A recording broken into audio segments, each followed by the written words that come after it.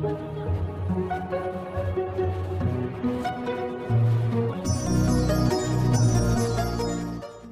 आज की वीडियो होने वाली है एक ऐसे बादशाह की जिसके हौसले इतने बुलंद थे कि वह हजारों की तादाद को अकेले ही धूल चटा दिया करता था। उसका सल्तनत हिंदुस्तान में ही नहीं बल्कि और भी कई देशों तक फैला था, जिसने दुनिया के उस ताकतवर मंगोलों से भारत को बचाया था। दोस्तों मंगोल इतने दरिंदे और खूंखार थे, यह तो आप लोग जानते ही होंगे, अगर नहीं तो इस वीडियो का लिंक आपको डिस्क्रिप्शन में मिल जाएगा। दोस्तों मंगोल इतने बड़े हैवान थे कि वह जिस शहर या इलाके से होकर गुजरते थे वह उस शहर के हरियाली को भी जलाकर राख कर दिया करते थे। जी हाँ दोस्तों, इस वीडियो में हम उस जाबाज मुस्लिम योद्धा के बारे में बात करने वाले हैं जिसका नाम अलाउद्दीन खिलजी था। वह खिलजी वंश का दूसरा हुक्मरान था जिसने हजारों की मंगोलों को हिंदुस्तान में आने से रोका।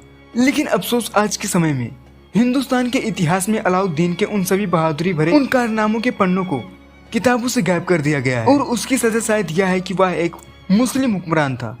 आज के टाइम में उसे सिर्फ एक हबशी जालिम और क्रूर शासक के तौर पर जाना जाता है। अलाउद्दीन खिलजी का जन्म 16वीं-17वीं शताब्दी के इतिहासकार हाजी उद दवीर के मुताबिक जबुल प्रांत अफगानिस्तान में हुआ था। अलाउद्दीन खिलजी का नाम अली गुरसाब उर्फ जूना खान खिलजी था। अलाउद्दीन खिलजी एक साम्राज्यवादी हुक्मरान था जिसका साम्राज्य हिंदुस्तान के अलावा अफगानिस्तान तक भी फैला था। कहा जाता है कि खिलजी जितना बड़ा साम्राज्य अगले 300 सालों तक कोई भी शासक स्थापित न कर पाया। अलाउद्दीन खिलजी को खिलजी वंश का दूसरा हुक्मरान भी माना जाता है। वह बहुत ही महत्वाकांक्षी शासक था। उसके इसी जज्बे को देखते हुए उसकी आवाम उसे सिकंदर सानी कहकर बुलाती थी, जिसका मतलब होता है दूसरा सिकंदर। अलाउद्दीन खिलजी ने अपनी शासनकाल में शराब को बिल्कुल भी बंद करवा दिया था। अलाउद्दीन खिलजी का पालन पोषण उसके चाचा जलालुद्दीन ने किया और अपनी बेटी का निकाह अलाउद्दीन खिलजी से कर दिया। 1291 में कारा के राज्यपाल मलिक छज्जू ने सुल्तान के राज्य पर विद्रोह कर दिया। इस समस्या को अलाउद्दीन खिलजी ने बहुत अच्छे तरीके से संभाल लिया। 1293 में अलाउद्दीन ने भिलसा मालवा के परमार राज्य में एक अमीर शहर में चढ़ाई की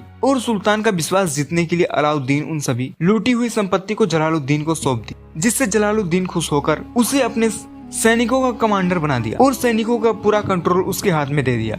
1296 में अलाउद्दीन ने देवगिरी पर चढ़ाई की और वहां से उन्होंने बहुत बहुमूल्य रत्न, सोने, चांदी और भारी मात्रा में धन अर्जित की। जलालुद्दीन इस उम्मीद में था कि अलाउद्दीन युद्ध में जीते सारे सामान मुझे ला कर देगा, लेकिन अलाउद्दीन ने ऐसा नहीं किया। अलाउद्दीन ने दिल्ली आने के बजाय सारा सामान लेकर कारा चला गया। जब जलालुद्दीन को इस बात का इल्म हुआ तब उसने कारा आने का फैसला किया। 20 जुलाई 1296 को अलाउद्दीन ने जलालुद्दीन को गले लगाते वक्त उसके पीठ में खंजर घोंपकर जलालुद्दीन की हत्या कर दी।